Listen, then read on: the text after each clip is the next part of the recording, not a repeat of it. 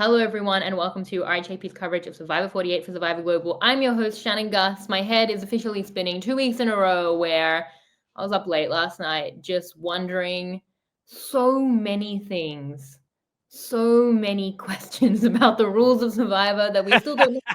Try working things out within rules we don't know, with endless caveats, like assuming these are the rules. And to do that, I have someone who has promised me that this is okay and that he wants to be here. It says a failed Titan, but I don't agree at all. He's a Titan, Australian Survivor player, one of my great friends. It is the great Eden Porter. Eden, thank you for being here. Thank you for having me, Shannon. And what an episode to come and swap some serious statistics with you today, because there is a lot going on with the breakdowns. I can just sense from your energy that you're putting out into the world this this concept of stealing votes and extra votes and using idols. I know there's a spreadsheet somewhere in your life that's just burning a hole through your computer at the moment. So I cannot wait to start breaking this down and get into it. Thank you so much for having me on, Shan. Love it. I wish it was as sophisticated as a spreadsheet. What it has been over the last day. I went to sleep at 3 a.m. last night and I had a migraine just trying to work it out. And I tweeted a lot of parts of my thought process that then kept being superseded by new information. So every tweet is wrong. And I think we've got to the right thing now, but I'm kind of wondering if tomorrow I'll be like, but wait, because at every stage I'm like, but wait. No, it's not a spreadsheet. It's been literally scribbling in my notebook, just like the votes and then crossing out votes and then stealing votes and then wondering what votes happen on the revote. The revote rules as they pertain to extra votes and vote steals and idols are so complicated. I mean, this is a 5-person tribe with 3 advantages that are all incredibly finicky. I mean, yeah, the target revote conundrum is, again, 2 weeks in a row. Quite a time. All I'm imagining, Shannon, is you in a room scrawling on the walls. No vote and extra vote make Shannon something. Well, go crazy. Don't mind if I do, but it's not just that. It's also it's the non-Julia Roberts meme again. The GIF. Yes. It's not the person who's not Claire Danes and not Julia Roberts. Literally me till 3 a.m. last night. It was like, what time did you come to bed? I'm like, you don't understand. What happens if an extra vote is stolen and happens to a target? We're going to talk through it, and I just assure you it will be painful. Eden, big episode, though. It was a fun episode. Before you get to the fact that it's like the game is fundamentally broken in probably multiple ways, like this was a good time. This was a bit of a heist. Camila and Kyle, the Holes Alliance, pulled off quite a sting. A couple of questions. Firstly, how did you enjoy it? But firstly, before that, you are a movie connoisseur, literally. Holes is the best movie of all time, right? I know it's a leading question. I don't care. I'm like the 50 vote terminology are telling you that's Holes is the best movie of all time. Holes is definitely a movie, Shannon. It is a movie that's out there in the world. You don't like Holes? Watch and enjoy. Holes, I could take or leave Holes, mate. Oh my God, you're so kicked off the podcast. I'm monologuing about the revote rules for the next hour and you're just simply kicked off. It's been nice to talk to you, and I'll see you later. Okay, bye. Beep. No, look, Holes is fine. Holes is great. Holes is not in my top 10. Holes is, I don't even have it on DVD. I'm telling you that right now. Okay, well, that's fine, because who has a DVD player anymore, Eden? Yeah, well, okay. That says a lot. Okay, you're banned from the podcast after this podcast, but I guess Survivor related. Did you like what the Holes Alliance did, though? I did. I loved what the Holes Alliance did, because this comes down to the subtle art of lying, Shannon. This is what we like in the game of Survivor. It is planting enough seeds in the ground to let them grow and to not be too forceful, because we've all seen it a million times where people come out there and they try and lie. They try and come out and say, oh yeah, we actually hate each other and this person's terrible and they're no good. But the subtleness of these guys to just plant enough doubt to make someone make someone seem like they're on the bottom, make someone seem like, oh, we don't know each other that well. And having that awareness to go, you know what, we can't go off and just talk together by ourselves and get our plan straight and know what's happening. We have to be separate all the time. And then once they want to go and speak as a 3, then we can have our chat, but we've got to let them do that and project that out onto us. I just thought every step of that journey from once they merged, they had a plan and they stuck to it the entire time. And it was honestly chef's kiss at how it ended up like falling together.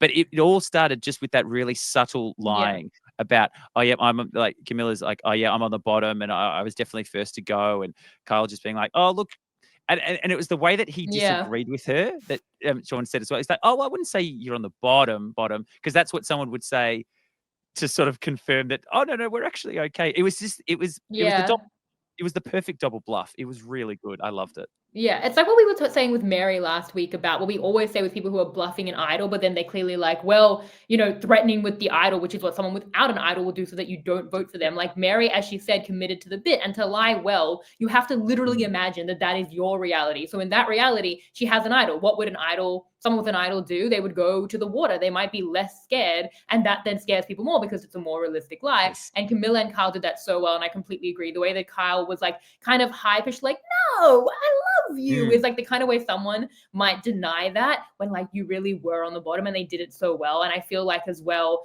Camila really pushed Thomas into this, I want to say, unforced error not to play his vote steal.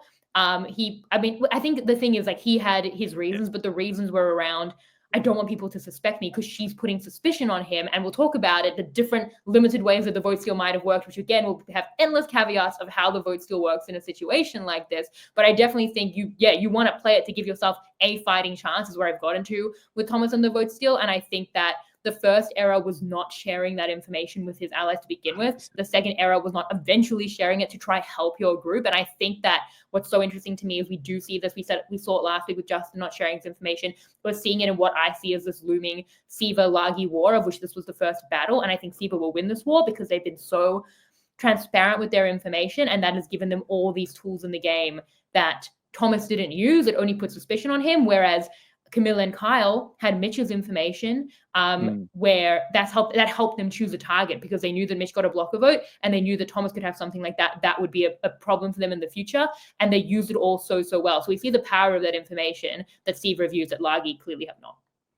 Yeah, I think you hit a couple of really good points there. So one is, when do you share information and when don't you share information? Because obviously we've seen it in the last couple of episodes when people tell something and it comes out and it blows up. I think the rule has to be, if you get an idol, don't tell anyone about the idol. The idol is something that you can keep to yourself and that people expect you to keep to yourself, and you can bring it out when you need it. I think if you have an advantage or you've lost your vote, it is advantageous to tell your alliance and your community so you can plan around it as a group, as a team, to get you through the next section. I think that's sort of the rules that we should sort of walk around, because it's going to be more strategically beneficial for your alliance to have other people there thinking, okay, well, we know you don't have a vote, but how do we maneuver that, and what do we need to do now? Or yes, you can steal a vote and we can get that and use that to our advantage. The other thing that I thought Camila did this, I actually think she did it accidentally, but it actually worked perfectly.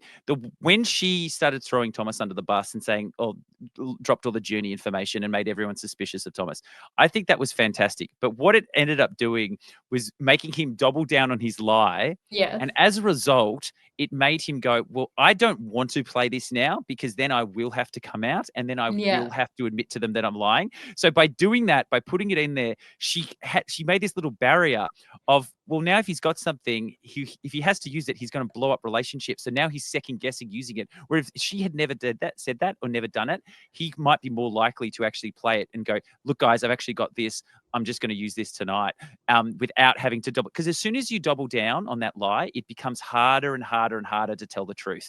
Once he's saying to them, when it's just the California girls there, no, well, she's definitely lying. She's definitely lying.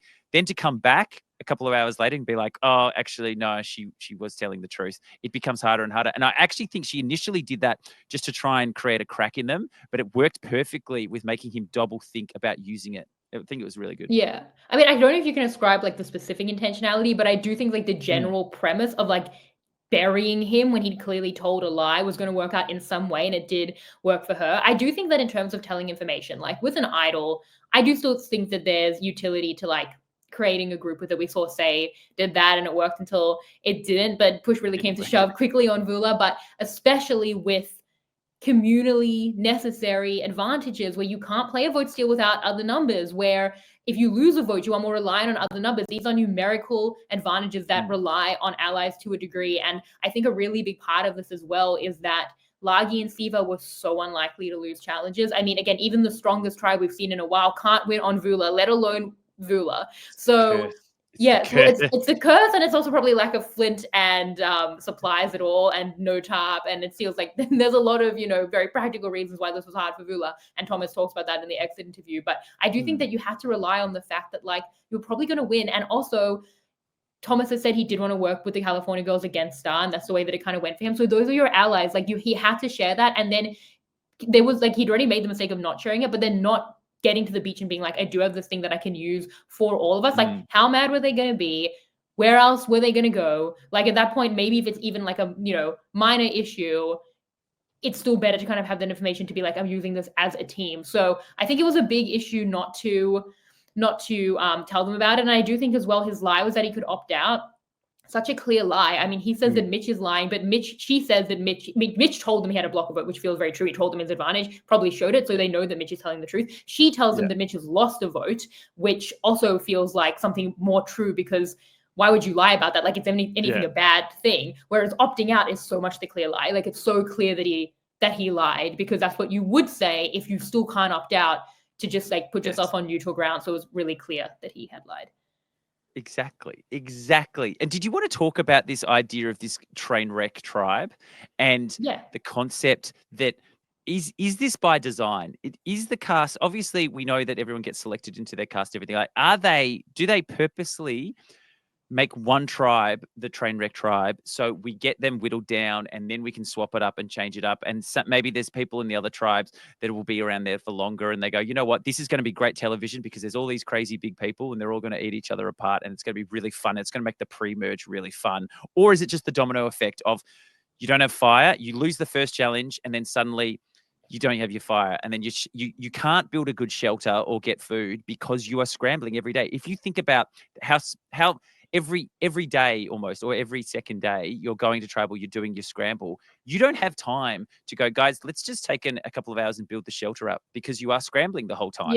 So when does it seem important to sit down and build a shelter? And it was just their faces when they saw what they were walking into, and the quote of like, this looks like this place has been deserted for weeks. It was wild. Like, literally I love haunted. So well, good. I think that's what they said. They said that they can't. They've been in survival mode for so long that they haven't had time. Like if you're winning every day, not to mention having supplies to do it, and you are getting better night's sleep and you're comfortable, you can also work harder the next day, let alone having the time, let alone not being at tribal council. Like there's so many things, like the time off that the winning tribes get. So I think that I've always thought, like, what I'm thinking now is they don't care to stop to prevent a disaster tribe. Maybe other than like the Vula tribe designation was crazy, but I don't know how much they realize or at least care about the fact that they have always compounded with a lack of rewards in these combined challenges, with a lack of the flint, which is probably the most damning thing, with the fact that then people start sitting out their whoever they want from the challenge. It's just it speaks for itself. And the fact that a strong tribe could land in the situation, not even experience it for a week, but literally land there for one night and have it be really detrimental to them. That's what's weird. Crazy. That it is one day. They've got a full 5 people. It is one day, and they just don't sleep very well, and they're not eating anything for a day, and it just all falls apart. It literally just the wheels came off. It was wild to watch. It's kind of like the haves and have-nots. Yes. And like Fiji. twist, but like less, obviously not stated. But when you see the difference, and I feel like they put the least physical tribes on these terrible beaches. Like I know Vula, they said, was the same as like maybe like a Yanu, like often Tika, like they're often on the same really bad beach compared to where we saw that David was like getting all of this food. I don't know that that's on every beach. It's not fair. This is what I mean. Is this something that they're going, you know what, we're going to give them the bad beach, the cursed beach, the beach that's built on an Indian burial ground or something like that, that's been cursed from day one? Because that's the only explanation that rings true to me, Shan. Yeah, it's unfair for the people who get in that situation and whose game is, 50-50 of even making it to a point where anyone else is seeing a tribal council. And it sucks for this Vula tribe who didn't even lose all the challenges to be compounded to this point and got to the point where we don't have any rewards. Very, very unfortunate. But let's talk about kind of how the vote steal, the extra vote, and the idol interact in this 5-person tribe with 3 advantages. Because to talk about like Camila and Carl here,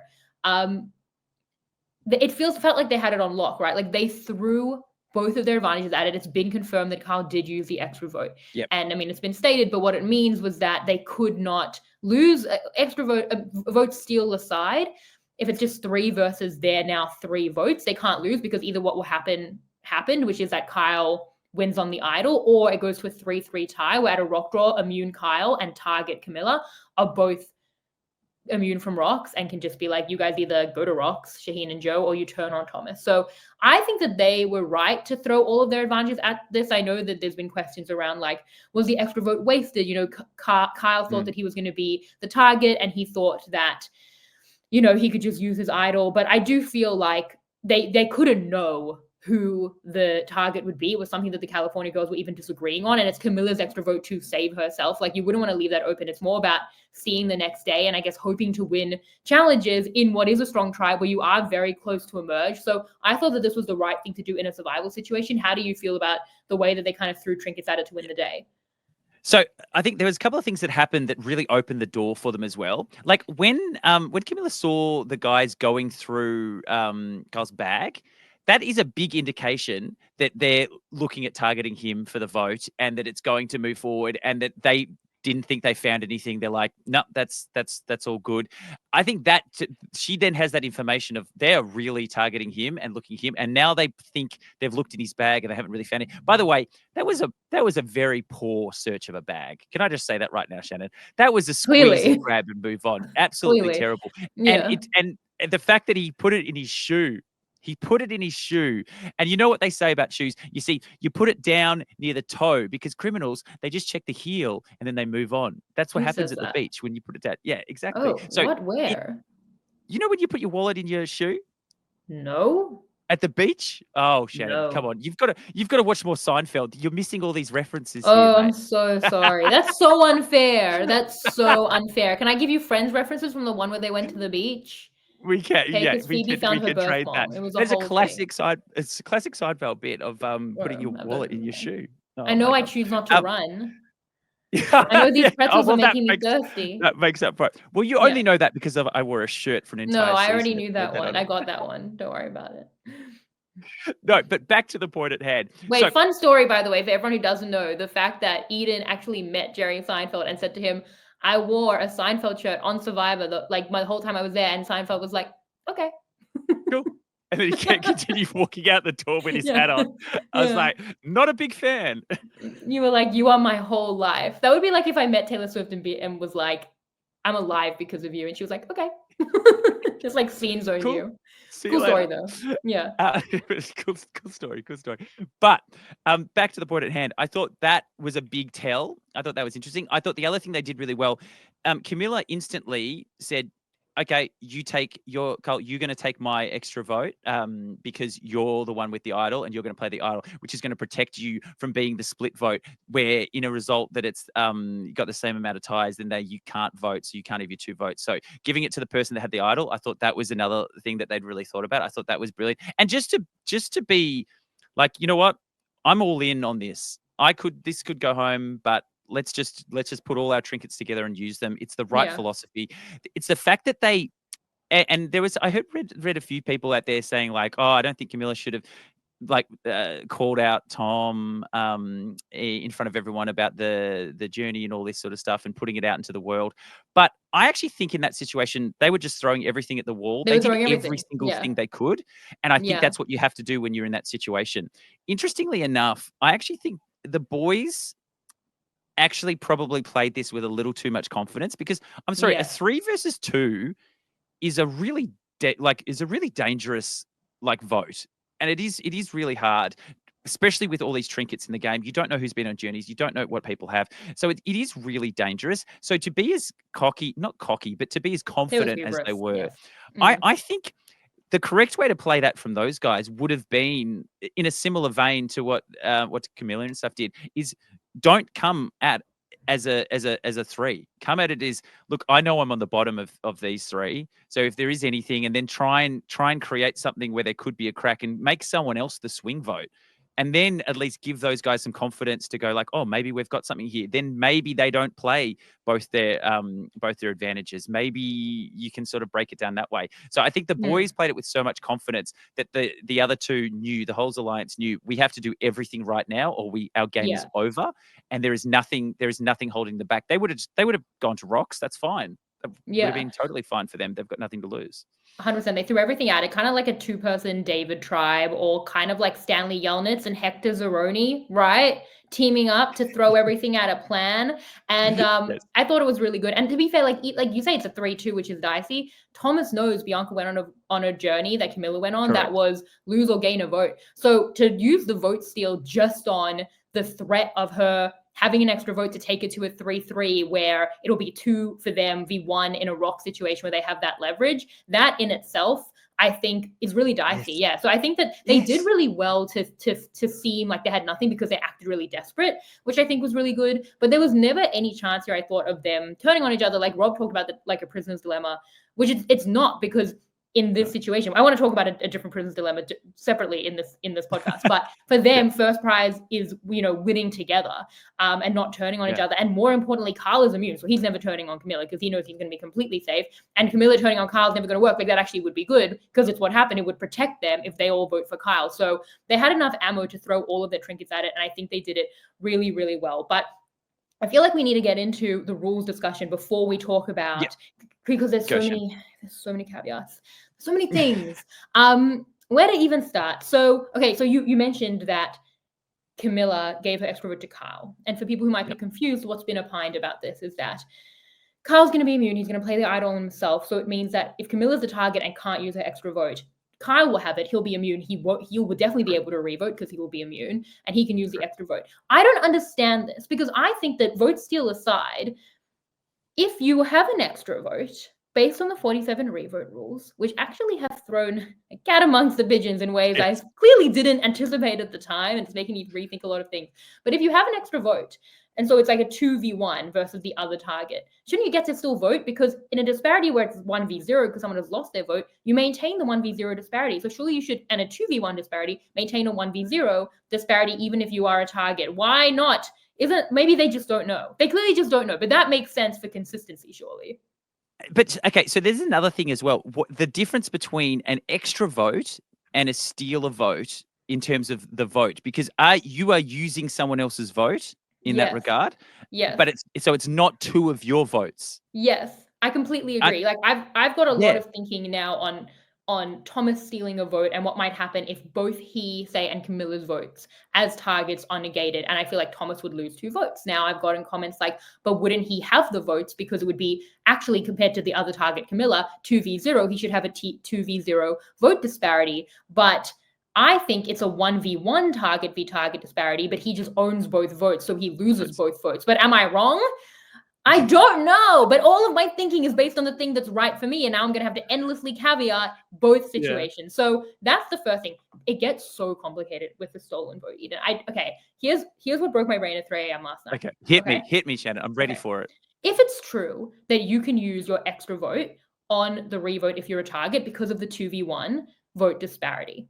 So in this situation, say Kyle isn't immune and he has the extra vote, and Thomas steals one of his votes. Okay, Thomas steals one of his votes.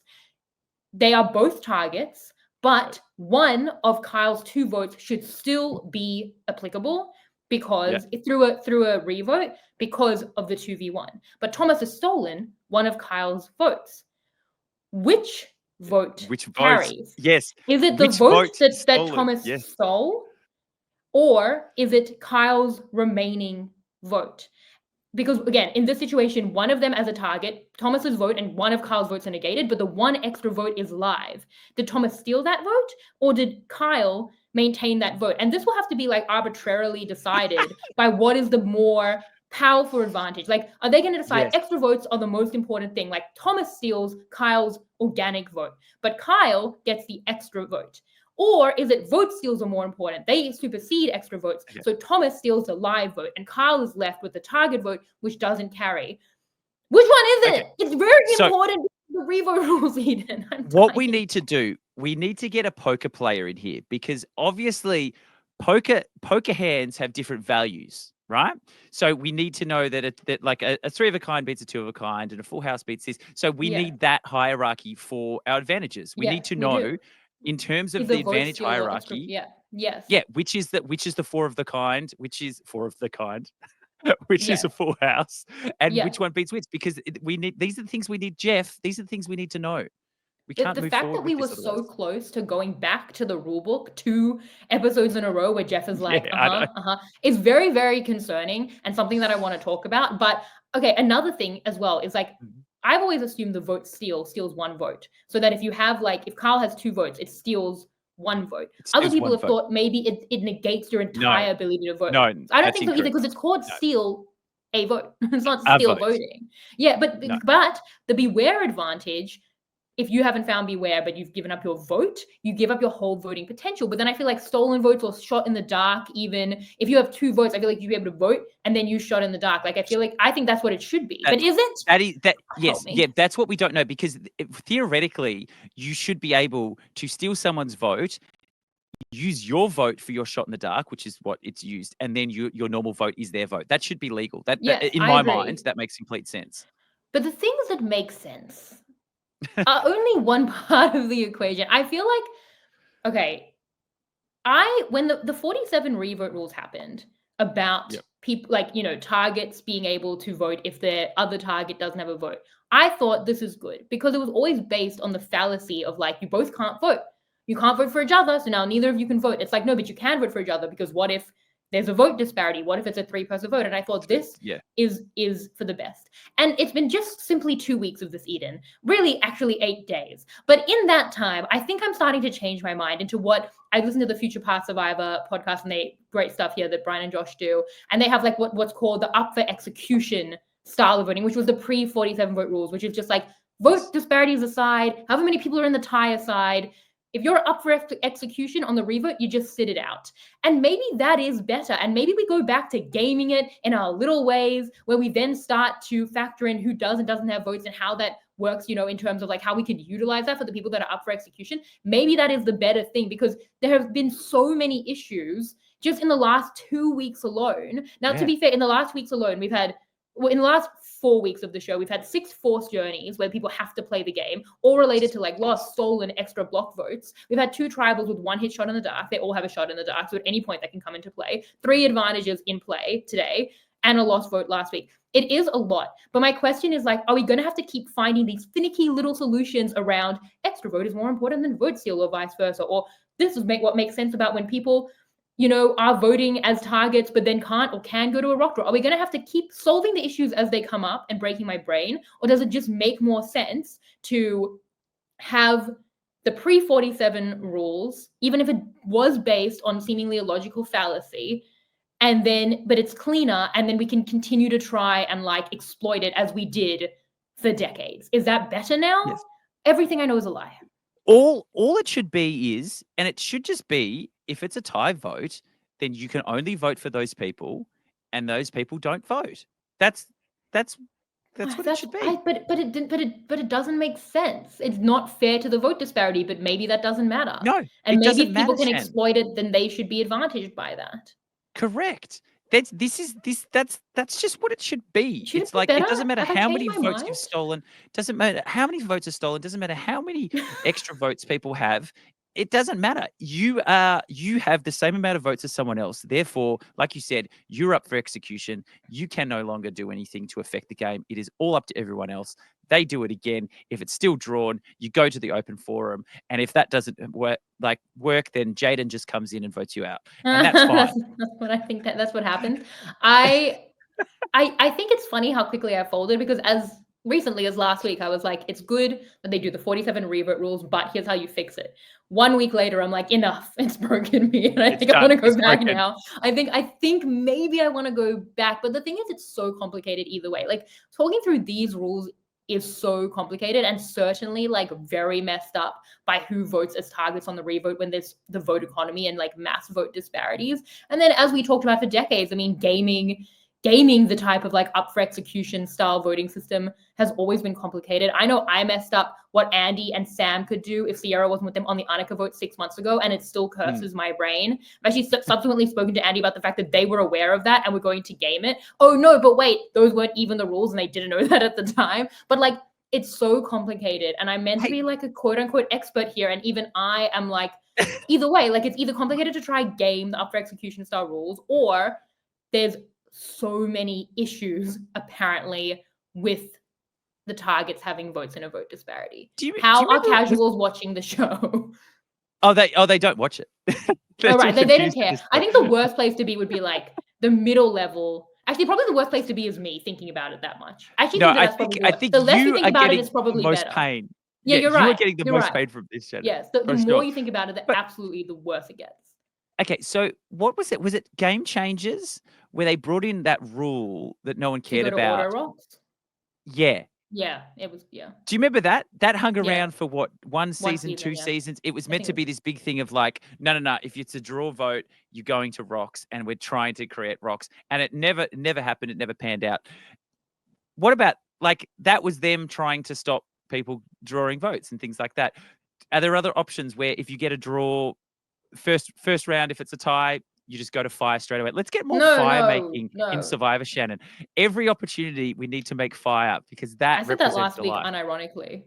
Did you actually? Well, I did say, because we can talk about this later because I want to talk about something from last week, but I did say that if like say and Cedric had voted for each other, I thought it should go to fire. And I said they're not going to fire enough, and I said it unironically. But the thing is, it would happen every tribal council, because look how often it's happening, because it's these like extremes that the new era throws at it. And yeah, you're right. The absolute worst place to be is someone who thinks deeply about this. It's not. It's a curse, Eden.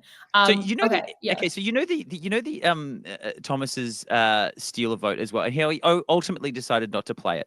So I want to talk about that. In his brain, he's thinking, okay, I want to hold on to this. It's going to come in real handy. I actually think coming into merge, there's this. I think it's a false memory in people's heads dating back to idols. Obviously, you want an idol coming into merge. There's nothing better than having a hidden idol, because merge is all so crazy. No one knows what's happening. So it's really good to have that in your back pocket. I think that memory, people have that going like, I want heaps of advantages. I want my advantages coming into merge. I don't think a steal a vote or an extra vote in merge is that beneficial, because the majority of the time we see it again and again. There is usually a consensus vote. There is usually someone that gets everything piled on them with a split with someone else.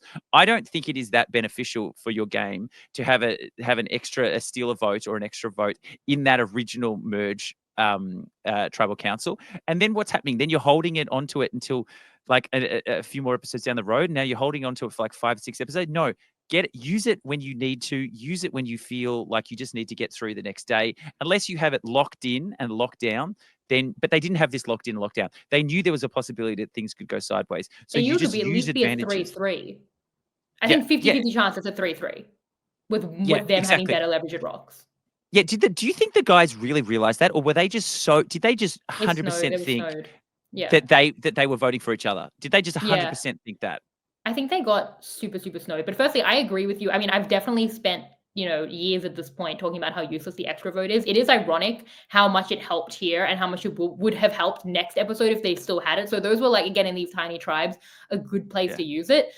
In terms of using the vote steal, I mean, the vote steal is more powerful than obviously an extra vote, but it's still situational where you have to have these slim numbers. How much would the vote steal have helped? I've been on a journey with this, Eden. Do you care to join me on a journey that I've been to? I should get my captain's hat out. All aboard. We're going for a journey. Probably a pen and paper is probably the best. So I'm gonna because I kept tweeting at every single stage of my thought process, and like again, all the tweets are wrong because I kept getting to new places with this. I really hope tomorrow I don't find a new thing. I think I'm at the end of the journey. And again, it's based on rules that are up in the air. Get your dice out. We're in the because at first I felt like Thomas, my winner pick, my final draft pick. And I thought it was good that you lost for this because you would have won had you stolen the vote. Like they shored it up with the extra vote and the idol, but had you stolen the vote, I mean, you don't know if Camila's lost a vote or gained a vote, but if it's like a 3-3 or 3-2 or 3-1, then you go into a 4-2, a 4-1, a 4-0, you can split on an idol. You've won the day, but you didn't do it, you idiot. So I was like, it was good that you wore that and you were the target and you like definitely would have won. Yes. Yeah, But that's then, always, that's the first part of the journey only. Then I tweeted it idiotically. Stop tweeting at 2 a.m. when you think you've gotten somewhere and there's just layers to dig, much like in holes. I'm still trying to get through. You were thinking to yourself, I'll never change my opinion on this. This is locked in. I'm completely committed to this. It's out there in the world. And then you went to bed and everything was fine in the world. I actually didn't go to, I don't remember what stage of the journey I was asleep, but I know I dreamt about it. I definitely know that and I think it became clearer to me in my dreams. But anyway, no, I hadn't gone to sleep yet. Steven tweeted and pointed out that actually that there was a way that they could win even with that Camila and Kyle could win even with the vote steal, right? So okay, so Thomas has stolen a vote.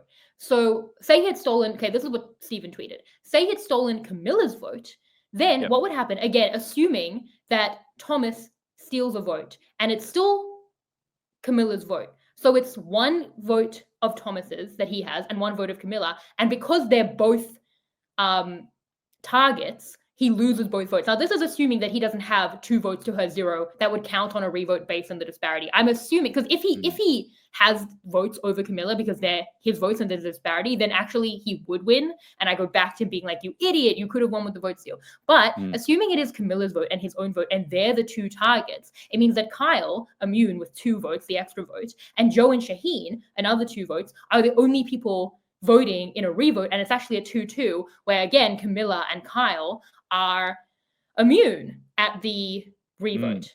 It's 2-2, and they have won the day. And I thought, wow. She's the tie. Yeah, she's the tie. She's the target. He's the tie. They're the 2 idol. targets. Yeah, he has the idol on 2 votes, and Joe and Shaheen have 2 votes, so it's a 2-2 where they are both immune because Camila's the target and he's immune with an idol, which is the same way they would have won in like a 3-3 situation here if they targeted Camila over Kyle. Yes. So I thought, oh my God, no, poor Thomas. There's no way he can win, because if that's true, then Camila and Kyle can anticipate that and they can make sure that the person whose vote isn't stolen, because it's very important that the first order of operations is that a vote is publicly stolen. So even if you were to steal Kyle's vote, Kyle could then make sure he protects Camila with the idol and make sure Camila has the extra vote, because again, we don't know. I think that if Kyle has the extra vote, it should still carry, but we don't know again which vote would be stolen, which vote would carry. Give it to Camila. She's going to be immune. You protect Camila, and now you assure yourself the 2-2. So that stage of the journey, which is, I think, when I went to sleep, I thought, wait, poor Thomas, even if he'd used the extra vote, they can always game it to always get to the 2-2. And I thought, poor Thomas, he would have been auto-trinketed out. And then stupidly, Eden, I tweeted that. Are you with me in the journey so far? Yeah, I'm still with you, Judy. But what about a 3-1? That's the point that I got to today. Thank you. I love this, Eden. Thank you. I was talking to also, again, Brian from Future Past Survivor, and I had already been started thinking, but what else can they do? They could, you would think, maybe pile a 4-0 then onto Kyle. This would take a lot of really perfect information, which we can think about how much information that they have. I do think Kyle and Camila have all the information, because at the point when their vote is stolen, they know that they're up against that, and they know what they have. So they can game it. So we can talk about like how much information or what they're protecting against, what the California boys would do. But yeah, if they pile 4-0, or even better, split 3-1, it means that, if there's no extra vote, then they are splitting on what would be a 3-1-1. Because you're taking a vote away to then exactly.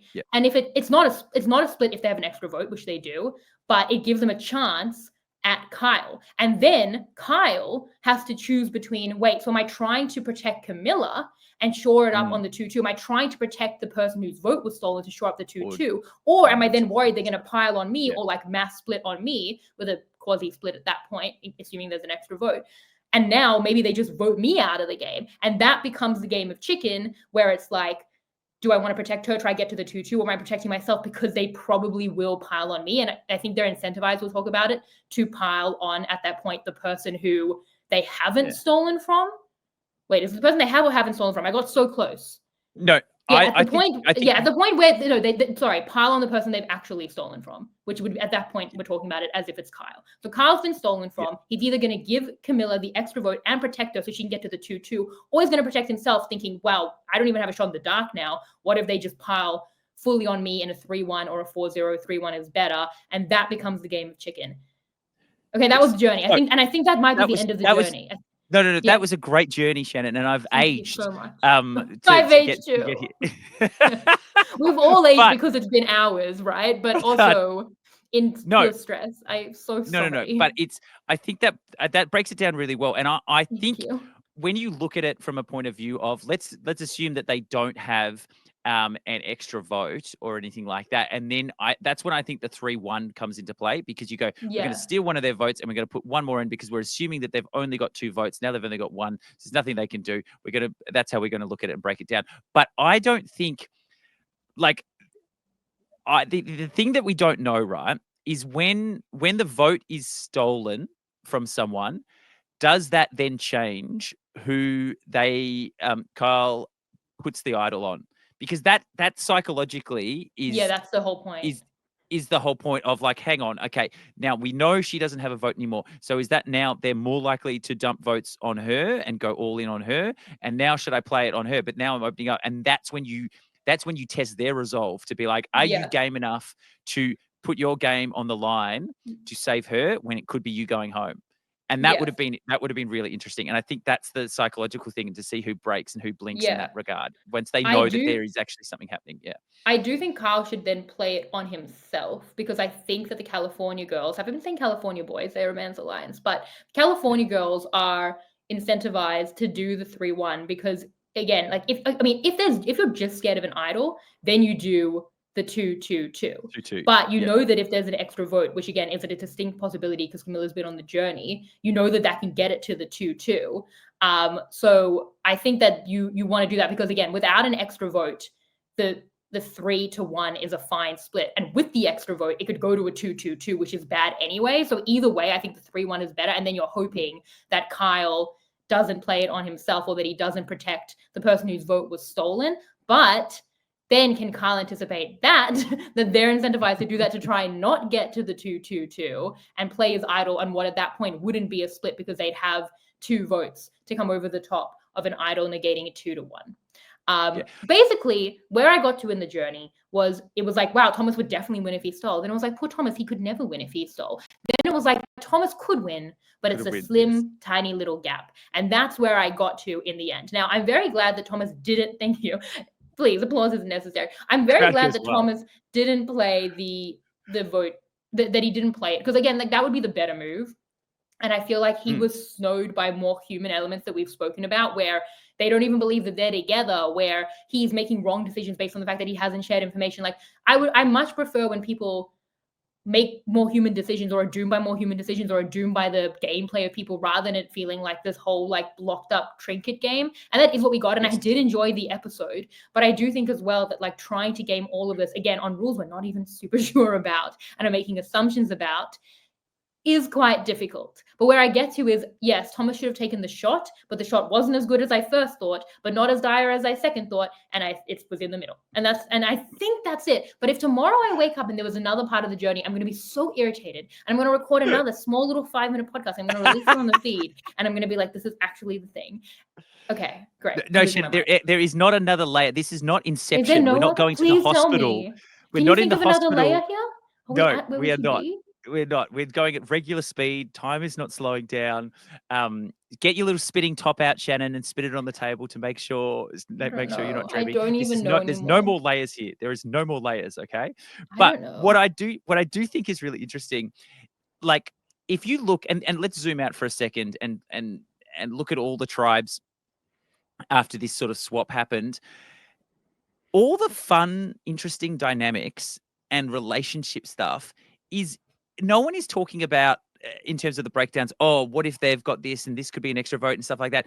People are breaking off and forming new alliances because of relationships and personal things. And this, to me, just shows you how much you don't need these other elements in the game to make it interesting. People are jumping ship. People are going, I actually hate Star. I would actually want to work with you guys. All these little breakdowns are not Yeah. because people are going, oh, I'm really worried that Star's got an extra vote and this person's here, so we have to do this. It's going, I don't like this person, or we both have a stutter, so we're going to get on, but that's different to what this, like, these are the interesting things. And I think, like, the Idol is, it's such a perfect tool for this game.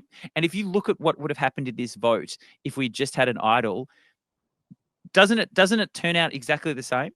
Yes, because at that point it's on the fact that Kyle was doing really good work, being like, me and David are really tight, and being threatening to the Lagi men so that they would target him. I mean, they did again have this extra vote to protect in case that wasn't it, but they were doing good work to make Kyle the target to protect him. And the raid was good as well. It can't be 100% sure. And that's why you have the insurance of the extra vote. And then the vote still comes into it. But you're right. I mean, all those human elements are why I'm enjoying it. And we can talk about it because I want to talk about something from last week where, like, you know, Say and Cedric are incentivized to turn on each other actually from last week. But again, it's the relationship between Say and Cedric. And that whole thing was Cedric's battle of relationships between Justin and Say more than it was like the prisoner's dilemma of, you know, incentives, which I still think is really interesting, which we will talk about. But I think that is it as well. Like, you are right that's been it. But all of the stuff is important because this is the stuff, you know, that it gets down to the fact where how much can relationships play out when people lose votes or have votes stolen, et cetera, et cetera. Like, you might want that, but the game is going to possibly break you, me personally, and maybe them at a point as much as you want it to be about relationships. Yeah, I think, and also you mentioned Cedric and Sai there. Like, obviously, the quote and edit of the episode was Cedric saying, "Look, if there's one thing means I have, it's loyalty." Cut to her going, "I can't trust Cedric. I'm out on Cedric. Yeah, because He's he so voted bad." for it twice.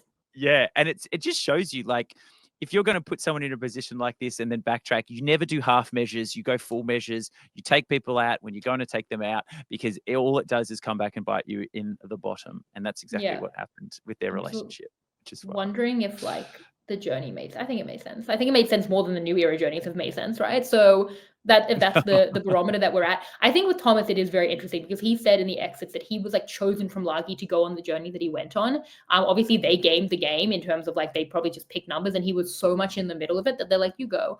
Which is, as we're talking, very interesting. Like, it looks like it's a game where you pick numbers 1 to 5, but if you want to, you can all actually just choose what numbers you put out and actually just send Thomas over. And I think that speaks to the good positioning that he had in Lagi, but he didn't maximize it. Like, then take your advantage to the California girls. So again, it was on some margins, but it really felt like hiding the advantage to begin with, much like Justin and Cedric last week, like hiding definitely was maximized to, like, its full detriment for these players. Correct. Yeah, correct. 100%. And it just again, if you're in an alliance, you need to know, and they talk about this all the time, information is currency over there, but you need to know the tools at your disposal if you're going to plan a vote. And if there are certain people that are really good at running, like they talk about Fishback on Second Chances. You give him the votes and he puts them in the calculator and he goes do, and he spits out at what's, but that only works if you have all the information. That only works if you know where the extra votes are and the stealer votes are. Then you can process that. And if you're missing key pieces of the puzzle, that's when people make mistakes. And we can see that the boys made, like, well, we've gone on the journey, so maybe they didn't make too many mistakes. But ultimately, well, they did. If they'd known more information, they could have made a better choice. And I think, like you said before, I'm actually glad that Thomas was the one that went home, because he was the one that had that opportunity, that made those mistakes. I think he got blinded. He got blinded by emotion as well. He was all very, very much like, oh, no, we're just gonna burn this bridge and just get rid of them, and Camila's trying to come after me, and I'm just gonna get rid of her. And I think he got a bit one-sided on that regard. So I think honestly, just for the idea of a 3-3, where you know that there's a distinct possibility she has an extra vote from the journey, that you're aware of what they did on the journey. Just on that alone, just to, like, not have the leverage, like, to lose the leverage on rocks, enough would be, like, not even all the layers we went down. But again, they don't think they're going to rocks for each other. They don't even think they're working with each other, which is, again, the human element of how they did so well. You know, it's just like classic lying, like all of this type of strategy that is beyond, like, what happens on a revote. But, like, I get that. And I think that is good. But I want to talk about this in general, because, again, I think the Sver Lagi war is so interesting, because Sver have ended up a minority on every tribe 2 people across every tribe. And yet I really feel like they will have the numbers. Like obviously Carl and Camila have won the day today to get to a 2-2. And I don't know if this tribe will lose again, but I never thought they'd lose even once. So that's where we're at. And again, like they're helped by the fact that Mitch has the information that helped them choose a target, that he gave them the information, that they use the information. I really think Sver are going to win the day. I think that we're going to get a winner from Sver. I think that oh wow, it was silly not to draft someone from Sver in the end, and maybe it means that you have the worst draft team in draft history for someone on the podcast. I don't want to mention who, but I do think like it's very interesting because even like Chizzy and Mitch, who haven't worked together, are working together. And look at the way Chizzy's going after Bianca because she's laggy. Like, look at how they're already trying to do that. And then we have Star and Eva. I mean, Eva particularly throwing, Star under the bus. And I agree with Stephen, who said on Know-It-Alls, don't say she's at the bottom. Like, now they're going to vote you out. They're trying to take hits at laggy. I think that Sver have it locked down. The only fracture is David looking to come for charity. What do you feel about that being like the crack in Sver for the fact that David is doing that? But I think the other thing that you step over though is the Cedric and Mitch are bonding over their and that's a good thing to bring in. And I think that adds another element to that because if a push comes to shove, I actually think like Mitch and Chizzy even talked about that. Chizzy said like, oh, me and Mitch have never talked strategy. We were never like on board with each other. Suddenly Mitch is talking to Cedric and they're opening up to each other and they're finding this connection. And this is amazing. These are the kind of things that you can't fake out there. These are the kind of relationships that shift alliances and shift into tribal dynamics because you suddenly go, you know what? I connect way more with Cedric than I do with Chizzy. And all I'm doing is sticking with her because of this arbitrary group that we got put in at the start. So I think that is really interesting. I think the Dave of it all, Dave is aware of charity. That he says in his confessional, he goes, yeah, she just thinks that she has no idea what her position is. She just thinks she's like running me and everything like that. Yeah. And again, I feel like he's super sincere with Eva in that regard. So I don't think it's going to come down to a tribe split where it is going to be an all-out war. I think what we're seeing from how these groups are played out, and it's actually crazy how many people have sort of come in and going, I've come in with this person, but I don't really like them. Eva comes in, I'm with Star, but I don't really like her. Dave's like, yeah, I'll get rid of charity if we want to. This is not going to be a tribal lines moving forward, Shannon. I really don't think. I think I can see too many seeds of actual relationships. What's going to happen is when they do merge and they come back together, it's going to be that thing where you cannot come to a consensus vote because whoever you go for, there is someone in your group that has a connection with them. So they're going to come together and they're going to say like, oh, yep, Dave, yep, we're going Eva. And then Dave's like, well, no, I'm sort of got a little thing with it. And so then he doesn't want to do that. And it will become one of those relationships where everyone is connected to everyone. And that's when things start blowing up. And that's when it's going to become really interesting. But yeah, I don't think it's going to be a tribal lines at all. I do. And here's why. I think the Sver 4 that we saw of David, Chizzy, Camila, and Carl, now we've had the massive win, could be our new Reba 4. I think that you feed Mitch. I mean, Mitch is still part of that. He's given them information. They were the most congenial tribe. There's a secret scene this episode where they're like all singing in the rain when they're raining. Like, this is the like Kumbaya tribe. And like if Mitch is bringing in a Cedric and if David is bringing in a Mary, as we've seen, everyone loves David. I think that there's a lot of potential here. I just would get rid of charity later. If I was David, like I do criticize him for wanting to and immediately throwing charity under the bus because you want to get rid of charity in like a Sifu spot. I don't think he needs to do it now, especially because she's trying to work with David. As much as charity, I want to say, is really annoying about this. This is a pet peeve of mine. Another pet peeve I really want to talk about because she's like, David's not even playing. I mean, she's full on underestimating David, who is completely reading her. But it's so irritating that she's like, David's not playing and I'm playing. Like, why are you playing and David's not playing? Actually, David was in 2 majorities and you were completely on the outs. What is playing? Is playing just being very aggressive and putting people off? And now you're the strategist. Like, David is loved in every group on Sver and the swap group. It seems like he's playing and you are completely judging a book by its cover. Shannon, it's a little thing called self-awareness.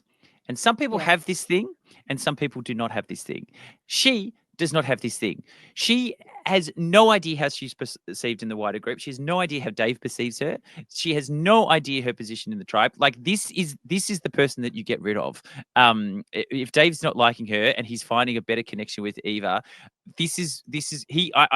I fully expect her to go home at some point. She's too she's too blocked by her own ego. She's too unstable. Because who else is in that tribe? It's Dave, Charity and David, Eva, then it's Charity, Mary and Star. Eva and Star. Oh, and Yeah. Mary. So Yeah, it's the Mary. 2-2-1. Yeah, And because Mary, there was a secret scene as well. Mary like loves David. Mary loves David. Mary, and that's Yeah. locked in. So I think David, Eva, and Mary can run that tribe, and they can drop. I think who are they going to drop first, Charity or Star though? Well, that's the thing is, I think if push comes to shove, for sure, drop Charity. But I would let Eva and Star come for each other more, where you either like pick up an Eva or you really break Lagi by taking out an Eva and going with Star and picking up a Star who was so on the outs of Lagi. Like, I think from a macro perspective, I would much rather do that. And if it comes to it, take out a Charity, but I wouldn't push it first because I do think that Siva, I mean, they haven't lost a member yet. They seem like they could be in a position where they never have to lose a member. And I think if he sees that Camila and Carl have survived through this, also knowing that they have the idol and the extra vote, like he knows the trinkets that they have. So even the 3-2, he wouldn't think that they're necessarily doomed. Surely if he sees that they get a win, it's like, let's just keep riding the Siva wave. And for sure, you're going to cut Charity, but around like, make it be the very easy Murgatory vote, like wonderful fodder for a Murgatory vote. I don't think you need to, it's not, like so dire that you have to get rid of her now. If anything, she thinks she's working with David, you have her exactly where you want her, and she's completely underestimating you, and let her like, tell her own stories in her mind while you like are actually playing the game in ways that she doesn't perceive as playing the game. Because she doesn't have an advantage or anything. She doesn't have Charity, any advantage. no. Yeah, she's got nothing. Yeah. So there's no threat to sort of blow up anything or do anything like that. So that is he a good knows point. where all of the Siva advantages were. He knows that he's on Lagi now, and Star has the, he's been told that information, which seems true. He knew where the Siva idol was. It wasn't with Charity. He knew who went on all the journeys. It wasn't Charity. Like she's fodder for a Murgatory. And Mary's in a really good spot there. I think Mary's actually going to go pretty deep in the game now. And I love Mary. She's a straight shooter. She is so much fun on screen. So I'm really pumped that she's going to be in for the long haul here. It's going to be really good. I really want Say and Mary to make it back to each other. The note that Say left for Mary that said Mary, I had a tweet that was like, it was really sweet that she had to put Mary's name because who else would it be for? Mary, like gone fishing, gone idol hunting, was so cute, so endearing to me. And then she yells out, "Mary, I left a note for you." It was so cute. It was so sweet. I really, really enjoyed that dynamic, and I would love to see that go further. The worst possible thing from a storytelling perspective would be one of them getting cut before they can make it back to each other when this has been such an interesting dynamic through the pre-swap. But it does seem like they are both in a good enough spot where that won't be necessary. Cedric is even wanting to work with Say, as we've seen, and Bianca really seems like she'll be on the outs there. So it doesn't feel like Say is an immediate target. I don't know, but Say, the thing is, Mary's fine. the thing is, Say has mentioned to Bianca, like, hey, I'm not all in on Cedric. Do a vibe check. I love the vibe check reference. Do a vibe check on him.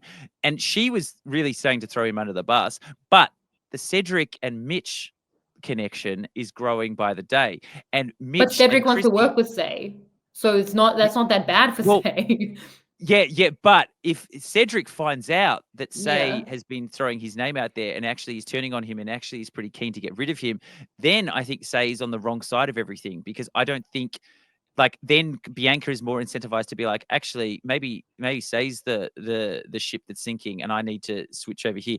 It just depends where Chrissy's head's at. Chrissy may just be like, well, yeah, I'm just going to stick with Mitch. We don't have a lot in common. And then it becomes a Mitch, Chrissy, Cedric majority. And then I think Bianca then gets in on that. And they tell everyone, comes out that Sai is burning bridges with Cedric, and then she goes home. So I think there actually is a risk that she could go home. Really? I mean, that is the concern, that it gets back to Cedric. Firstly, I do think Cedric is such a straight shooter that he might be like, I feel bad about how last week went. You should be mad at me. Like, surely he could have some self-awareness of the fact that was very much his fault. He really voted for her twice and then kept her in the game. I also do think that Chris is very rightly set on Bianca because of the Lagi Siva war. Like, Vula are numbers to pick up in the war, and like maybe that'll Chrissy was very against her. Yeah, you're right. Actually, yeah.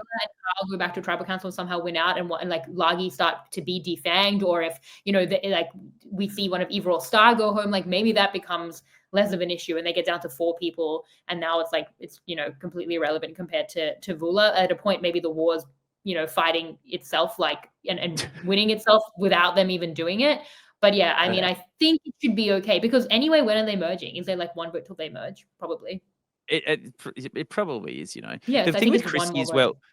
the thing with Chrissy as well, she does strike me as an old school player that is very tribal lines. Yeah. Like she is that person that is, no, this was our group. We're going to stick together. We're going to get to the end. Whereas some of these other guys don't strike me as that. Like I think Camila, if she could find another group, another people to connect with, she will definitely use them. But yeah, you're right. Chrissy will be the one banging the drum of guys, let's stick together. Let's move forward as a group. So that'll be interesting to see how that pans out. It is interesting because, again, I think that we'll probably merge after the next vote. So they're very close. Say and Mary to getting back to each other, which I would love. Eden, will you indulge me in talking about something from last week? I want to go back to last week. And again, if there's more in my journey this week, we'll talk about it next week. No, it's seriously, we need to stop. It's bad. But this was just something that was brought up to me by a listener, Nutty, through the week that I thought was really interesting about something we've spoken about to death, which was this tribal council, but Say and Cedric voting in the revote. When they know that they can probably tell that Justin doesn't have a vote. There have been 2 Mary votes that have been negated, not a third, and Justin is the one that went on the journey. 2 + 2 = 4. If it's the 2 of you, Say and Cedric should have turned on each other. It actually may be a perfect prisoner's dilemma. And I do love finding perfect prisoner's dilemmas in the wild. Can I explain? Can we go on another journey through the prisoner's dilemma? Let's go on another journey. I'll get my pilot's hat on this time and we'll go up in the air. Okay, let's do that. So obviously, in a perfect prisoner's dilemma, you are incentivized to betray each other for Say and Cedric. So if you're Say as an example, the top thing that you can do is betray Cedric, and he tries to collaborate with you, and you win the day. In this world, that would mean that you voted Cedric, he voted Justin as the collaboration. That means it's a Cedric-Justin tie, and Say would then choose which of the 2 of them go home. So that would be the best case scenario. Or second best, you collaborate with each other. Perfect prisoner's dilemma. Justin goes home. Third best, you betray each other. Say v Cedric. We don't know what would happen here, but say it is they go to fire, which is what I think it should be. Now it's like, okay, so Say has full control, betraying. Collaborate with each other. Justin goes home. Betray each other. You have a chance at fire. Be betrayed and collaborate. Cedric, as we saw, had all the power. That was when she voted for Justin and he voted for Say. So, and you can reverse it for Cedric, perfect prisoner's dilemma. Now, we don't know what would happen if it was a Say v Cedric tie, if they both betrayed each other.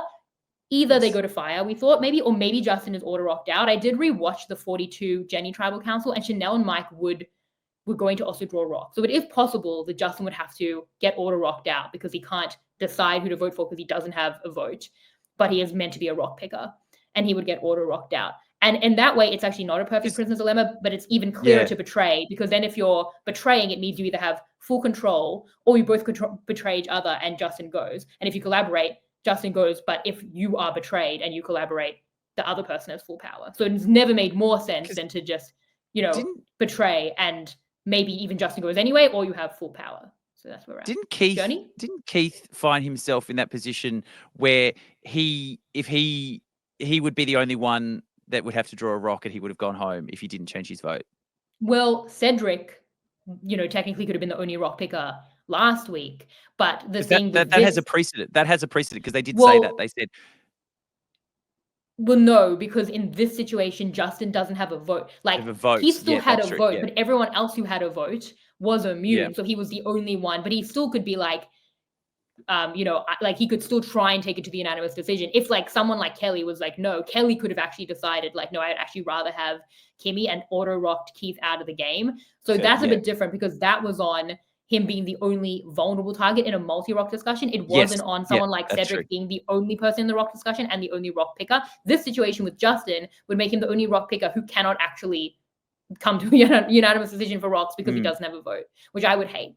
But it is really interesting that they, in a prisoner's dilemma, social stuff aside, should have turned on each other. And maybe I should be harsher on the fact that Say didn't vote for Cedric. Now, is she going through the prisoner's dilemma at the time? Probably not, because it takes a pen and paper to, she can try to do it in sticks, like the note, but it is difficult. Hang on, Mary, hang on. I've got to put this in sticks on the ground. Yeah, literally, let me work this out. And it's like, Mary, what is the prisoner's dilemma? But I think maybe if she'd known everything, maybe I should be harsher on Say, because I've said she's been playing at 100. Playing at 100 is actually voting for Cedric, which was optimal. They're incentivized to turn on each other. Now, Cedric did vote for her. Again, I don't think because of the prisoner's dilemma, because of the relationships. But it is really interesting to know that Say should have turned on Cedric. And a point on this as well is that the reason that Nutty brought it to me was because he was like, this shows that Justin should get auto-rocked out because you wouldn't want, because they're incentivized to turn on each other, it's not really fair that Justin has an advantage because he doesn't have a vote, where they're incentivized not to vote for Justin. But I think still, I hate the idea of being auto-rocked out for Justin, where he doesn't have a chance to contribute to the rock discussion and then just picks a rock. And I think that like that tiny loophole incentive beyond social relationships to not vote for him is quite minor to losing all of his agency. And I also really like that would then make it a perfect prisoner's dilemma with Fire. I don't know, are you following this? Has this been good? Yeah. The No. It's a wild ride, and we'd love every moment, Shannon, because this is what people come to this podcast to discuss and talk about. They can go to the Vibe Check podcast, they can go to all other things, but fun. Here they want to be bombarded with every single possible outcome. No stone will be unturned. No stick will be left unpicked up, because this is what the people want. You're giving the people what they want, Shannon, and look, I love it. I love it. No one's saying they want it. I want it, and I'm doing what I want. I love the idea of saying I bombard them. That's it. That's me. I'm a bombarder. Yeah. It's like, like for me, girls, like I'm a pusher, Katie. I'm a bombarder. And that's what I've done with this. But the people who like it will look, because I'm like, I love finding a perfect prisoner's dilemma in the wild. And this was a perfect prisoner's dilemma. Yeah. And what I take from it is that Say should have turned on Cedric even earlier than she has clearly done now. So the good thing about this, I know what to get you for your birthday now. What? A prisoner's dilemma, a perfect one out in the wild somewhere. I'll somehow manage that would be amazing. to manipulate Engineer it. Yeah. Engineer it in your life for your birthday. And at the end, someone's going to come out and say, like, happy birthday. And you go like, oh my God, this is the best present ever.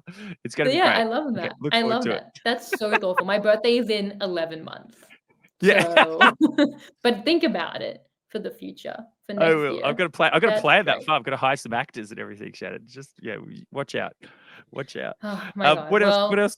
You tell me what else you have, because I have some questions and I have the Chizzy, but if you have anything else that you wanted, did you have other prisoners' dilemmas that you wanted to get to from weeks ago? Did you have other things from other episodes that you still want to bring up now? I've got a whole other prisoner podcast documentary that we can go through, but we'll stick to this. I think there were a couple other things that we touched on. Yeah, the perfect form of lying, the train wreck tribe. I think we've touched on a lot of that.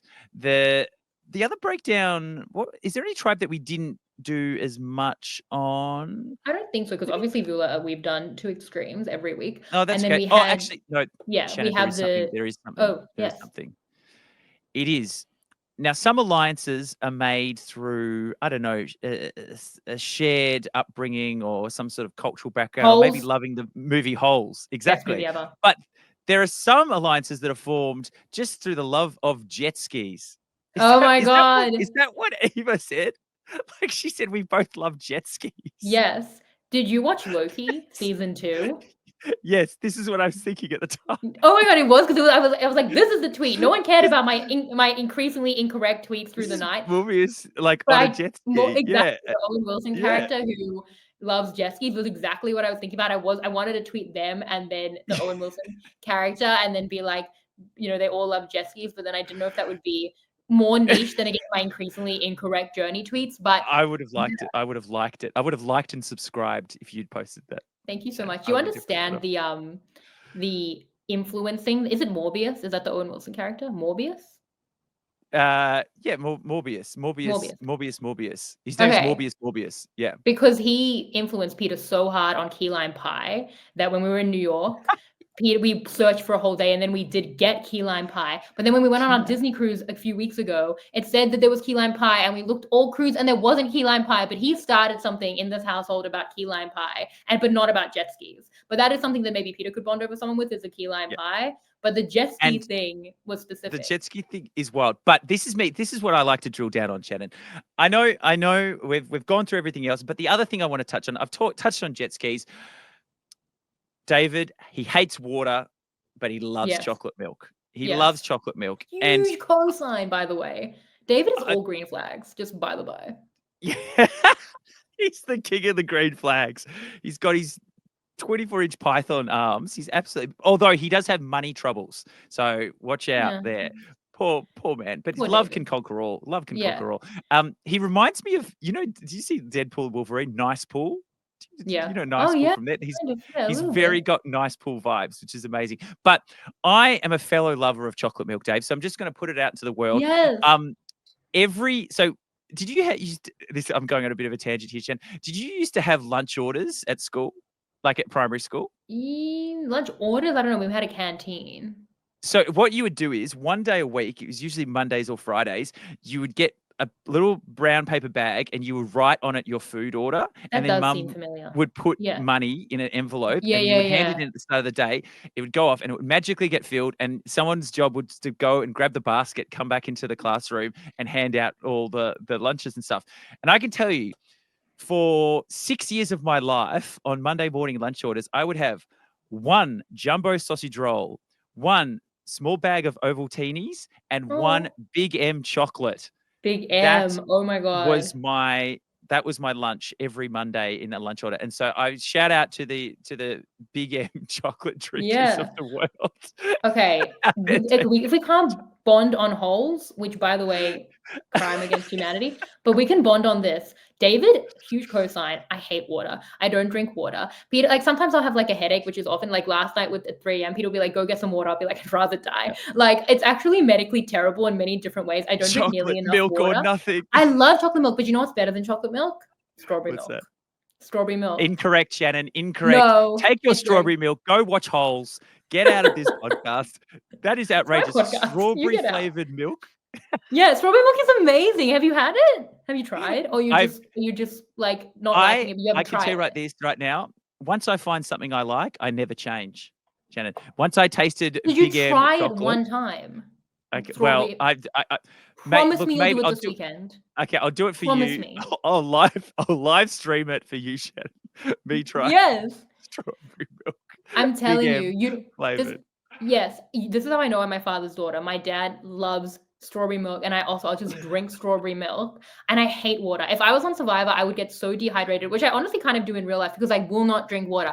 I would rather die. It is so bland. Like literally, that would be my choice. There was someone on Survivor New Zealand who Yeah. refused to eat the rice anymore. This was Adam. So he just kind of like starved. That would be me. If I don't want to eat something, I just won't eat. I just won't drink water. And it's very, very, I'm like a child actually at drinking my strawberry milk, like talking about jet It would be skis. so good. I would have loved to have just filled your water bottle up with strawberry milk out Strawberry on the island. milk. You'd be loving it out there. It'd be so 100%. good. It's you need to trick me. You need to trick me into eating my vegetables. You need to trick me into eating fruit. You need to trick me into drinking water. I'm a very, very unhealthy person, Eden. I don't know how to tell you this, Okay. but So yeah. I'll tell you what you do is, and we do this with my 2.5-year-old Phoenix at the moment. Very, We will very do. So I give Pete the recipe. tell So him we how will to make take him. care of a toddler. Yeah. We will make him a smoothie, but we will crush up. We've got like vegetables and stuff that we will blend up in it, and he has no idea that they're in there. And we put a little bit of like cocoa chocolate powder in there to make it all nice, and we put some banana in there. But we put the fruit and we put all that in there, and he drinks it, and he has no idea. If I give him any fruit, he's not eating any fruit at all. So we have to get him in it through his smoothie. So I'll pass the recipe on, and you'll be healthier in no days. Yeah. When I was a child, the pediatrician told my mom that the way to get me to eat vegetables was to put some sugar on the vegetables. I still do this sometimes. I still do this on squash. I don't know if that's a thing in Australia, but there's a big thing in South Africa. We still have it here, and I have it with butter and squash. It's so unhealthy. Yeah. Yeah. Do you know what I do? This is okay. I'm a I shouldn't be admitting this. You know cinnamon donuts? You know, like plain cinnamon donuts? Yeah. Yeah. So I would get a bowl of sugar and I would dip the cinnamon donut in the sugar to get more sugar on it before I ate it. I respect that. That is a sugar injections directly into your bloodstream right there. It was wild. When I was at camp, I remember there was like terrible camp food, and I remember I would just go get packets of sugar, just eat the sugar straight. It was very unhealthy. To be fair, I was 10, but I might still do that today. Yeah. Shannon, we're going out to play sports with everyone. No, I'm okay. I've just got a packet of sugar.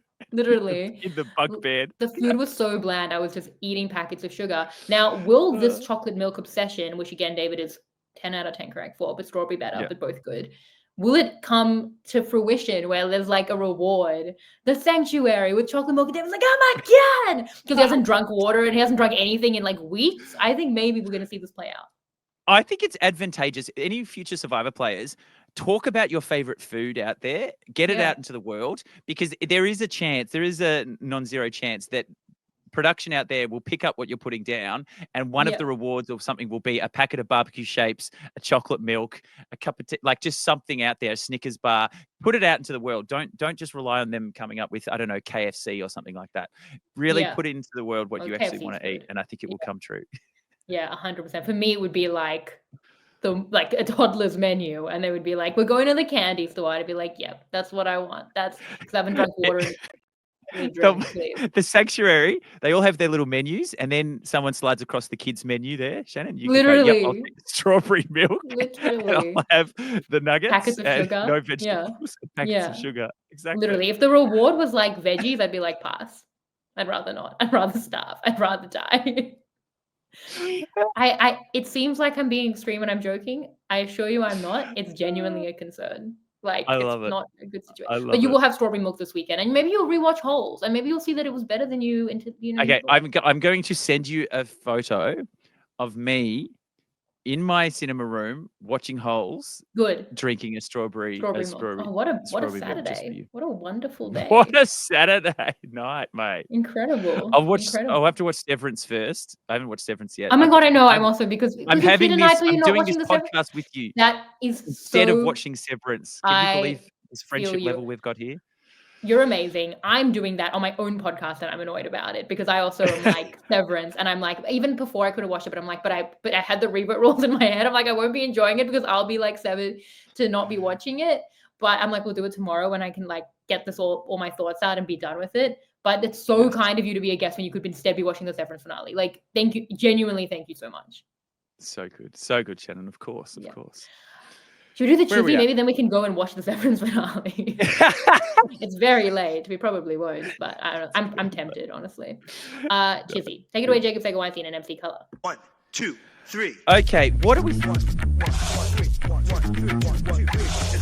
getting kind of chizzy. 3, 2, 1. What are we thinking? That is great. That is great. Okay, I think there's some obvious people here. Yes, it is quite obvious. I think. Yeah. Yeah. Two of the people played this episode, some would say perfectly. I have a chart, and I think, actually. Yeah, and I think Viewers. I just Video viewers. Oh yeah, there you go. Oh, there you go. Oh yeah, I like that. Mm. It just depends who we think did more on my end, and Yes. I think it's Camila. I think she planted more seeds. She was the one that sort of put out there that she was on the bottom of the tribe. She was the one that immediately said, "I'm going to give you my extra vote." I just think she was doing a lot of maneuver. Kyle was also great, and I'm actually going to. I really want to give him a couple of points as well. But I think my top has to be her, because I just think I think they both, for what could have been a really dicey situation, they had the tools at their disposal and they managed to use them all perfectly to get the result that they needed. So I think it was pretty good. I agree. I think firstly, we saw Camila was putting in so much work. She was doing the work with Star on the bench. I'm trying to think about what challenge that was. Yes. Like, was that I forgot about that. Yeah. And was that at the point where Star was working with Thomas? Or maybe we don't know exactly when things happen in Lagi, but she gave all the information. She put the pressure. Then Camila put the pressure on Thomas not to use the vote steal, which again had a slight chance possibly of working. I also feel like we have to remember that she got the idol for Kyle. Like, she was the one who worked it out. So yes, you have to also, that's 100% true. 100% true. Yeah. And then okay, so who else is in this? I do love as well that Star was like, I mean, Star was on the outs, to be fair, and I think that it was unfortunate socially, but then also apparently she'd been looking for idols and she kind of separated herself. But then also she's like on the bench giving the information away for Lagi. Like, she was just like a mole the whole time. But yeah, I do think like as well, Camila started the narrative, and Kyle, as we said, we really like the way that he added to the lie, and he's like, no, it's fine, I really like you kind of way. Perfect. And I also really think the way that and the way he built up his alpha threat to Lagi to be the target, knowing he'd be immune, was good. So that I'm agreeing with you. 3 to Camila, 2 to Kyle for both of us, right? Yep. I have my 1 set in stone. Okay, you got that set. I haven't got my 1 set in stone. I'm still ruminating. What's your 1?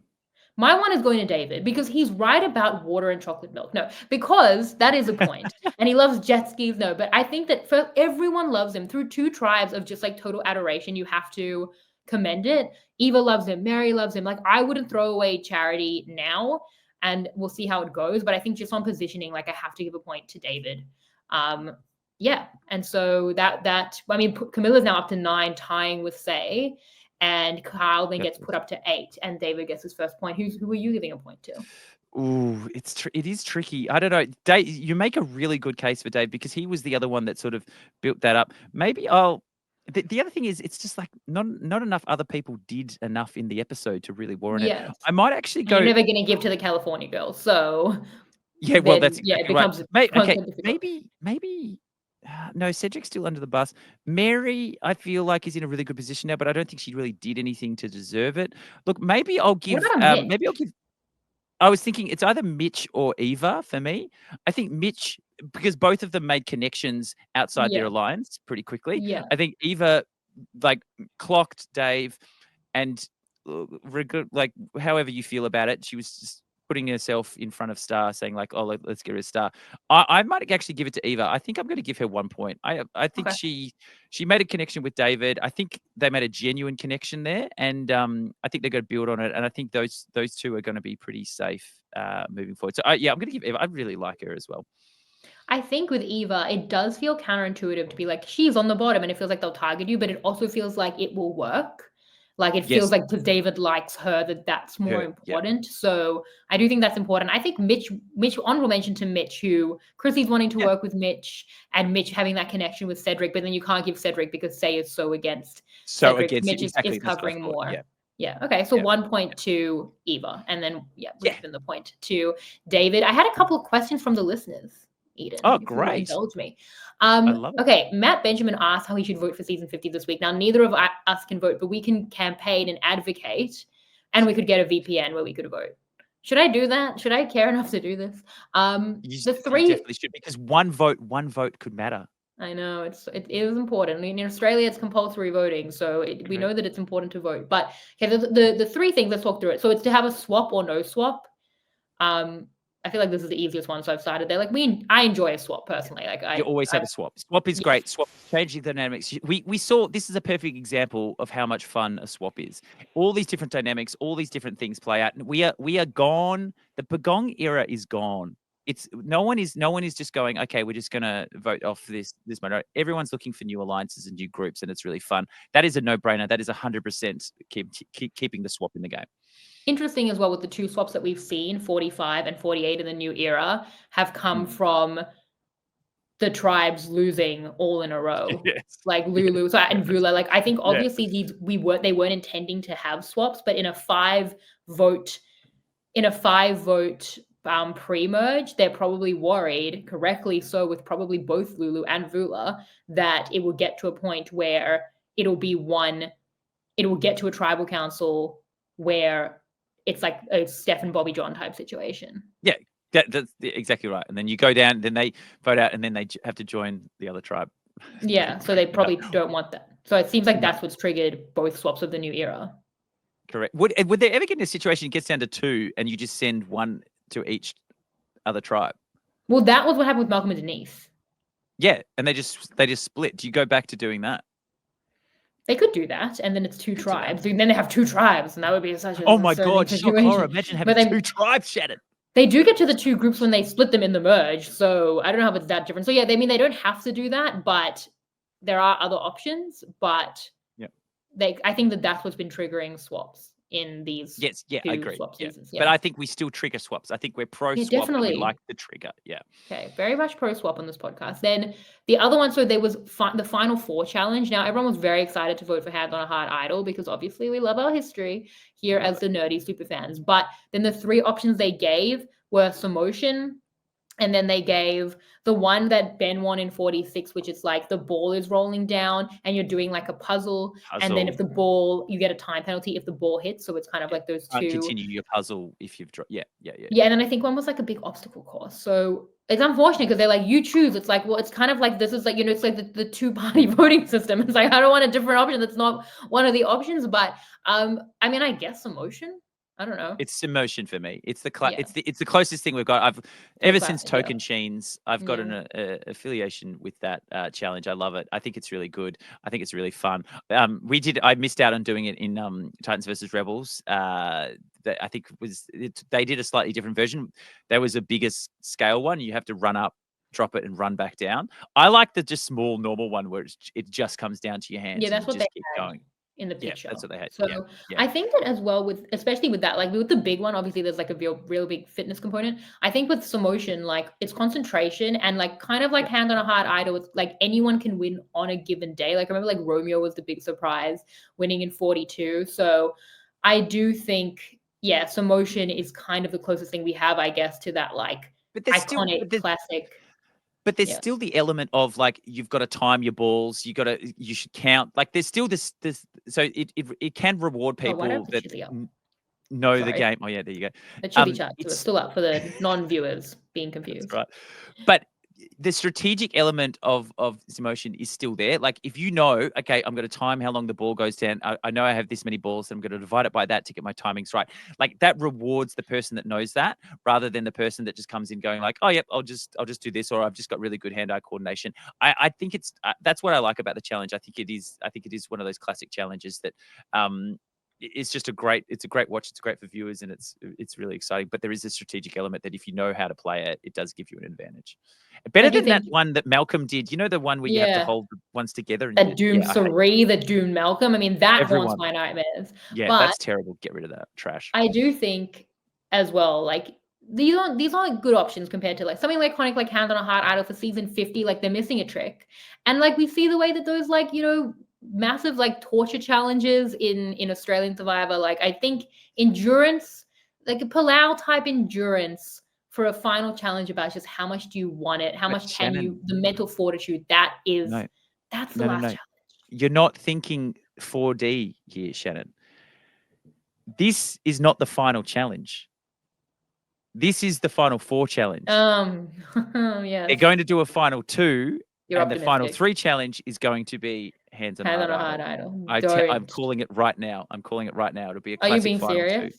I'm being 100% serious. Eden, you haven't been hurt enough by the show. Like, no. It's happening. It's happening.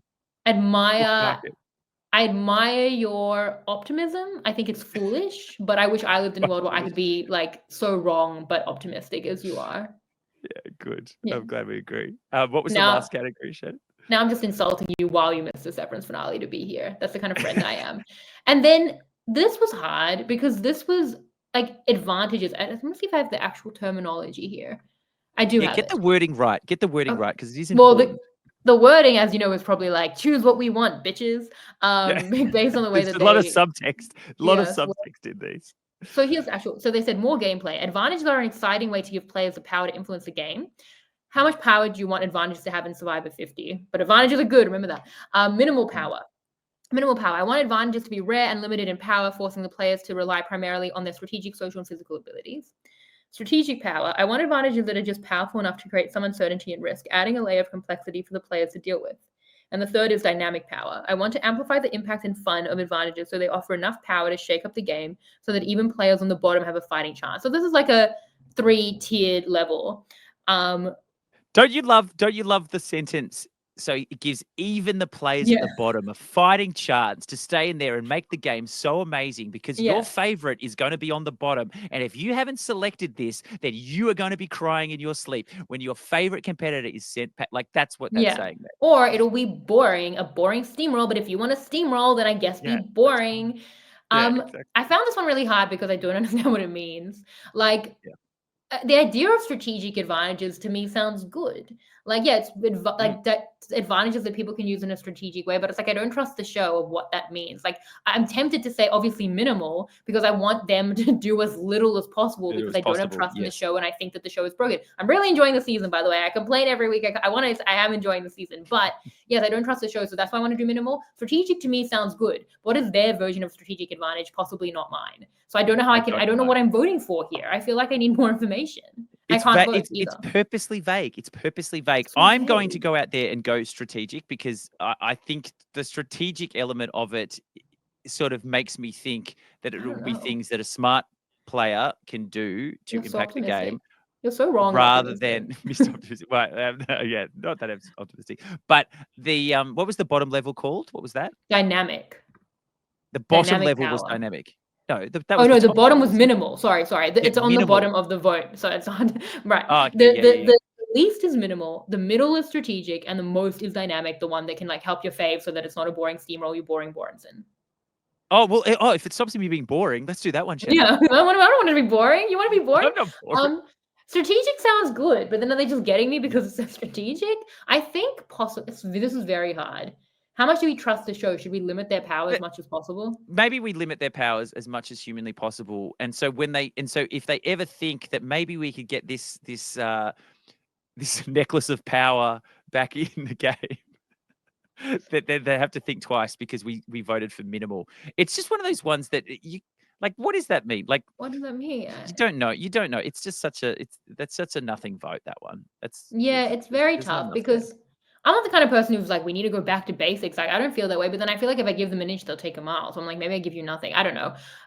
We can't vote. I'm glad I can't vote. I'm glad, like Justin and many people in many Yeah. seasons, I can't vote because I don't understand. I feel like this is just this. I guess say minimal. They don't deserve more than minimal. There's more. Look how don't many deserve advantages it, are in yeah. the game. Instead of 5-person vote with 3 Tell me possible what it is. advantages. Tell me what the Yeah, advantages I want a is, list and of then I can make a advantages. vote. Yeah. I want to like tick off like a list of advantages. But if people are looking for shopping list. what we're advocating for, then we're saying minimal.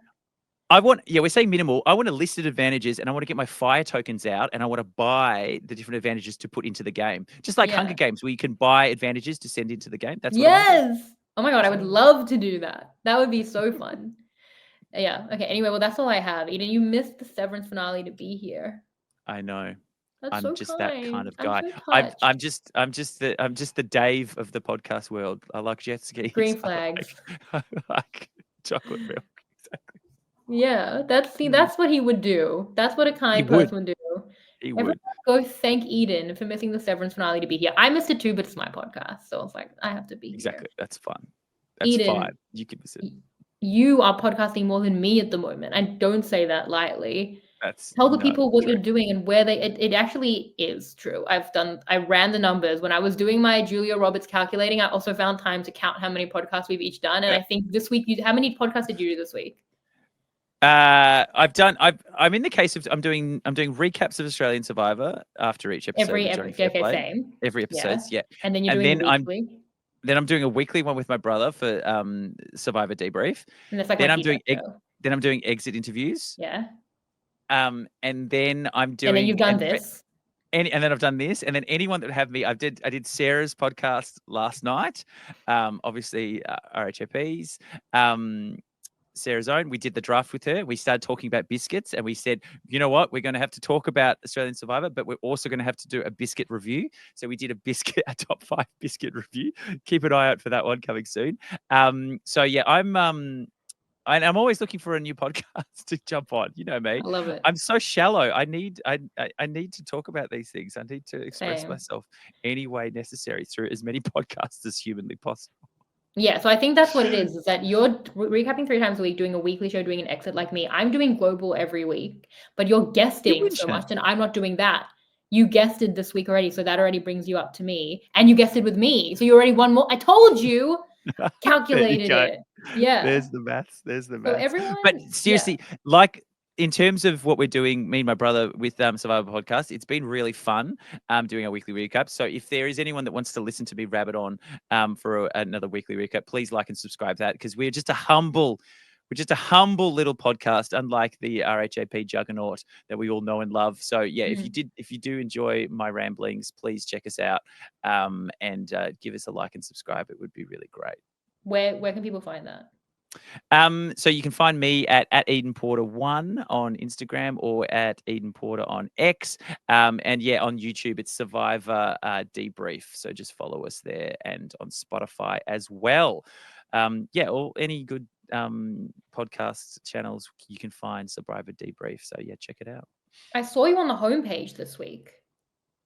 I saw Survivor Debrief on the Apple homepage. Survivor No, Debrief. you didn't. Yeah, I did. I promise you. Oh I'm gonna my see if it's God, still there. Well, this is it's probably not it. the time to do this, but I did find it. I did see it. Yeah, this is great. This is great TV, Shan. Yeah, Um, this is. I'm telling you, I'm gonna send you a screenshot when I go please back do, please to do. TV and film. I'm telling you, it was there. It was It was there. It was there. there for a moment. It was there No, for a. look, It was a. it's there It was a for a blink lot. and you miss it. It was really good. No, no. Also, and I've got another podcast that I do, but Oh, we're in the off season at the moment called good. Cancelled Movie Report. So me and my friend Cambo, we get hold of scripts of films that have never been made that got cancelled, and we get voiceover artists, and we basically redo in basically like an audio play of the entire film. So it's the closest thing you can get to seeing these films get made without actually spending millions of dollars on making them. We are in between seasons at the moment. We're recording the new season. So that should be out maybe about halfway through the year in June or so. It does take us a long time to build those episodes up, but keep an eye out for that. That's Cancelled Movie Report as well. Well, that actually reminds me. I actually had another question from Matt Knoll who said, Eden is great at alliance names. What should Khan Camilla's name be? And which movie would this episode be? Do you have a last minute? Because obviously the Holes Alliance is where I would go, Oh. but Well, that's what it is. They've bonded over holes. It's I like know. that's them. That Taste. is them. Every single day of the week. Or you could just look any Shia LaBeouf film. Really, you could just you could what Suburbia. That's another show. Transformers. They're all good Shia LaBeouf films. What is a movie reference? It could almost be holes because they were in a hole and then they dug themselves out of it. They were in a hole. We could. What else have we got? We could do.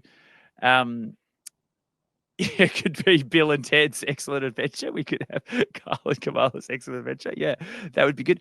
Pulp Fiction isn't. Oh, that's too many entertaining surveys. There's not enough. Maybe. What about The Usual Suspects? Because they were both suspects, but they managed to. There's a twist at the end. You know, their feet straightened up, and they went, "Oh yeah, that's good. I like Usual Suspects. I think that's quite good." I don't know if I've seen that movie. I'm sorry, I'm missing the reference. I know that. I know. I haven't seen a lot of the big movies. I haven't seen like The Godfather. Don't read anything else. Go and because just go watch that film. It's got Kevin Spacey in it, so it's been tainted, but it is still a very good film. Oh wait, no, I actually did that. I know this. Oh, I watched the end scene.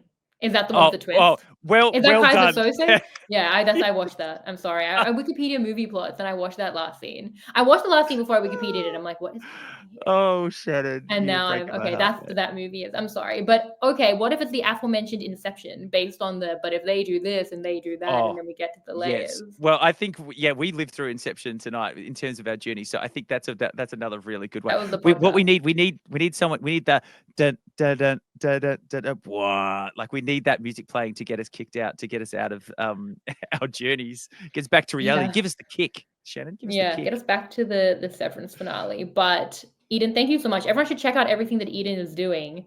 I'm doing things as well, podcasting a lot. Australian Survivor, 3 recaps a week with Chappelle, Puyo, Mike. We've got the feedback show, which you're going to get you on later in the season. We've got Caroline this week, the X interview every week. We've got Global next week with Matthew Haywood from Survivor UK. I think that's it. Yeah. So good. This was so such a fun good. time. I really had a good time. It's always a fun time with you, Shannon. This was really fun. This was better than the Severance finale. I don't know. I haven't seen it, but I don't know. It has a high bar to clear. Look, maybe my outie has watched it tonight, and I don't even know about it. It could be a possibility. I'm here. I'm an innie. I'm in the podcast innie world. I know so the way that the innies are a slave to the job and they just chug away. That's me in Survivor. So my outie's having a great freaking time.